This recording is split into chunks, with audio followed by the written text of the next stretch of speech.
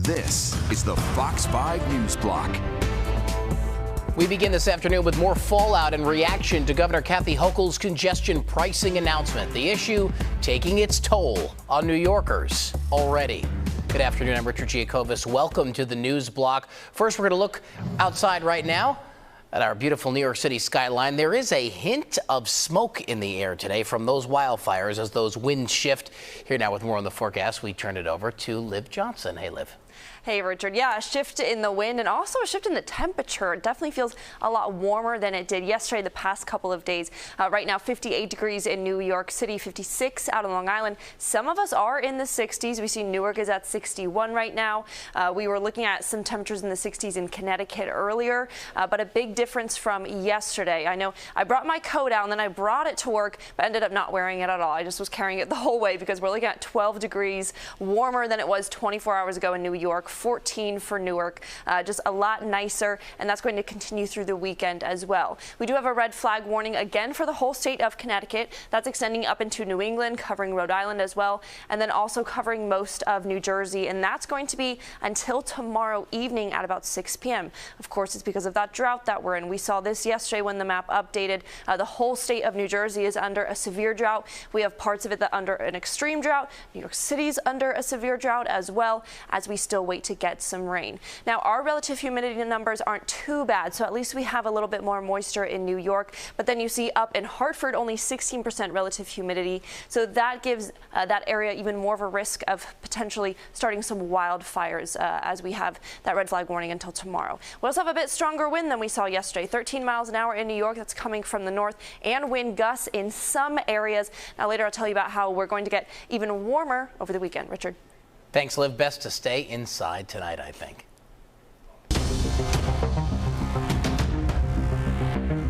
It's been months after Governor Hochul paused the controversial congestion pricing plan. Well, now a new version is set to roll out early next year. Instead of you paying $15 to drive below 60th Street, Manhattan, you'll be paying a base toll of $9. The money raised through congestion pricing will primarily be used to upgrade the subways and the buses.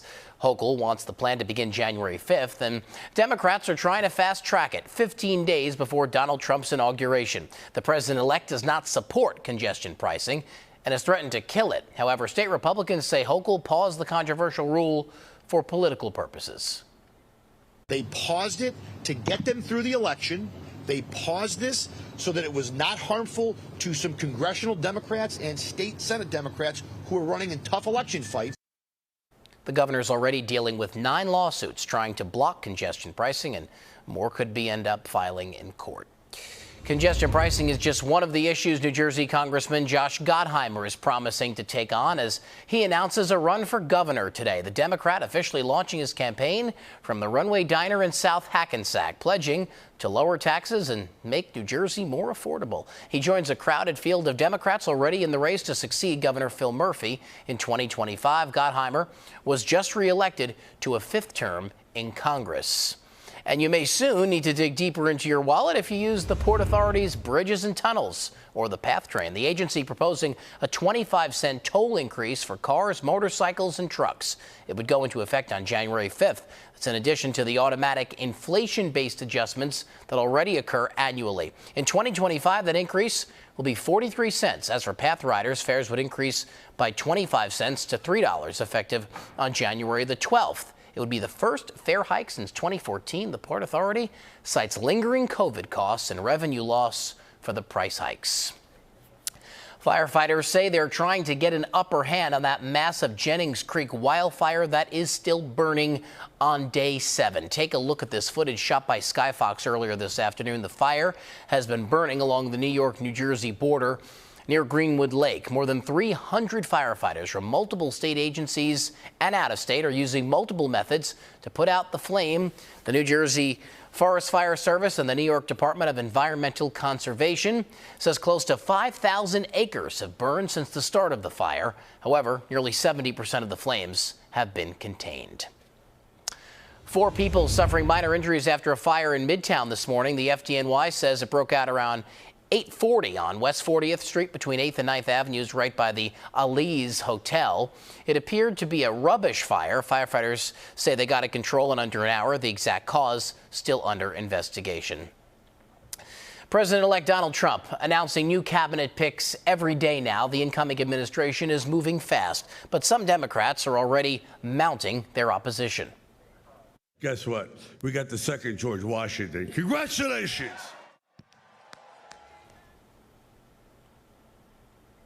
That's Sylvester Stallone celebrating with the president-elect last night.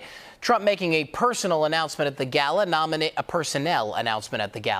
nominating North Dakota Governor Doug Burgum for Interior Secretary. However, some others, like Trump's HHS Secretary nominee RFK Jr., is on shakier ground. RFK Jr.'s unorthodox views on vaccines, some considered to be disqualifying. But it's former Congressman Matt Gaetz, Trump's pick for Attorney General, that has some bipartisan opposition speaking up. The incoming Senate Majority Leader says he isn't sure whether Gaetz can be confirmed, with challenges that include an ethics investigation for alleged drug use and sexual misconduct. But he says the nominees deserve their fair hearings. I think this is that all options are on the table, including recess appointments. Hopefully it doesn't get to that, but we'll find out fairly quickly whether the Democrats want to play ball or not.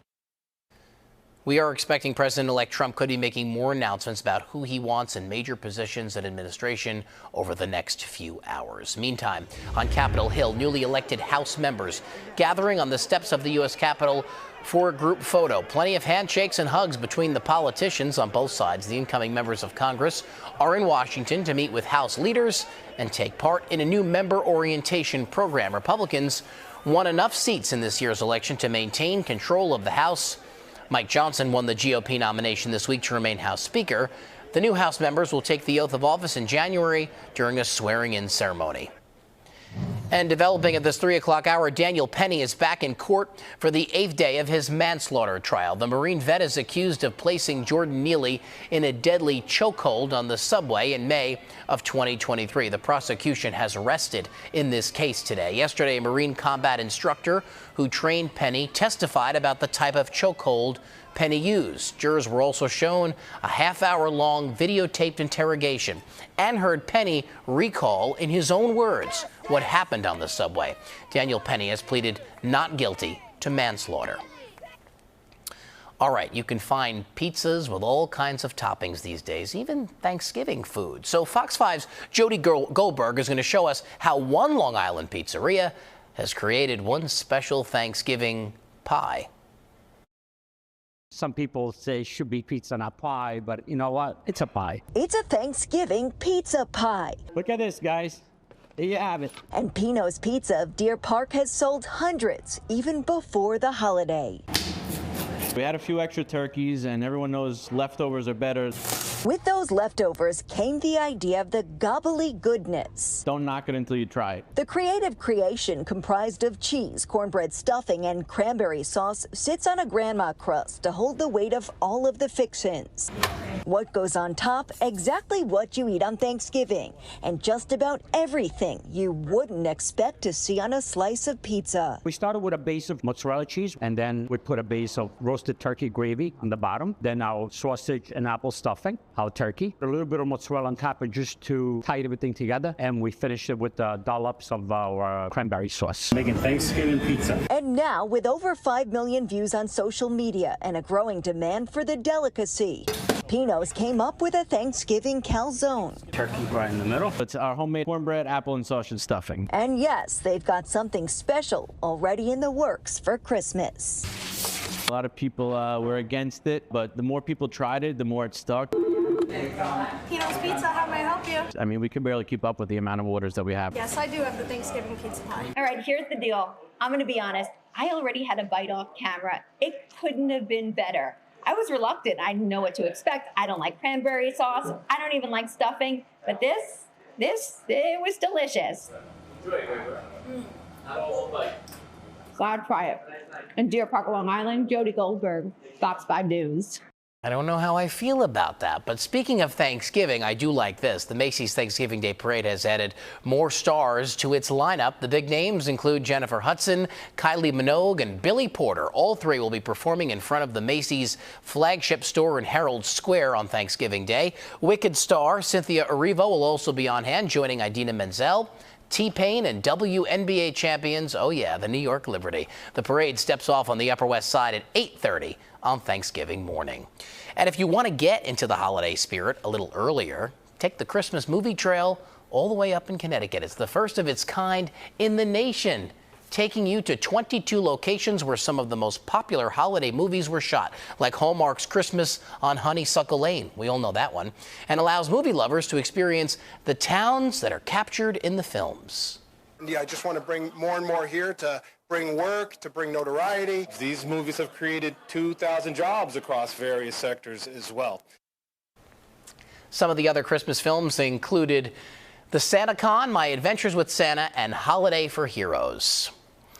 The 16th annual New Jersey Hall of Fame induction ceremony this weekend at American Dream, and there are some legendary names from the Garden State being honored. This year's inductees include Jersey legends like actress Meryl Streep from Summit, actor and comedian Paul Rudd from Passaic, former Giants quarterback Phil Simms, and filmmaker Kevin Smith of Highlands. The ceremony will be hosted by another New Jersey native. You may have heard of him, actor Danny DeVito. Cher will present Meryl Streep with her award, and you can catch the ceremony on our sister station, My 9, tomorrow at 7 p.m.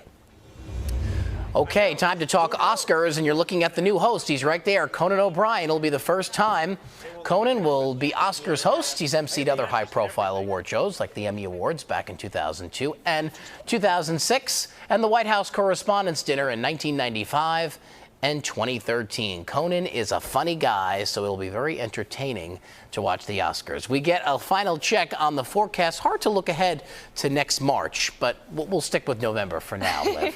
And it doesn't really feel that much like November out right now. We have highs in the upper 50s, some of us lower 60s. New York will get up to 58 today. We see 57 down the shore. We're pretty much at that right now. Upper 50s, lots of sunshine throughout the area.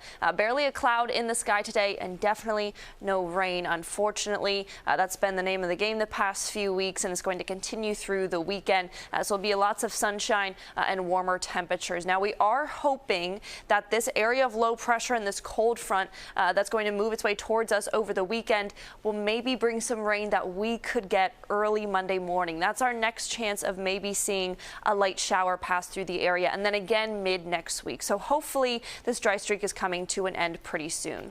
Lows tonight are going to be in the 40s for New York City, 44, but 30s out on Long Island, and same with north of the city like Poughkeepsie, Hartford are in the 30s, and then tomorrow we get up to about 60s. Richard? 60s, wow. Yes. That's your news block for now. Thanks, Liv. I'm Richard Giacobis, and thanks for joining us here. Tune in to the 5 o'clock news on Fox 5 and right here on Fox Local for all the day's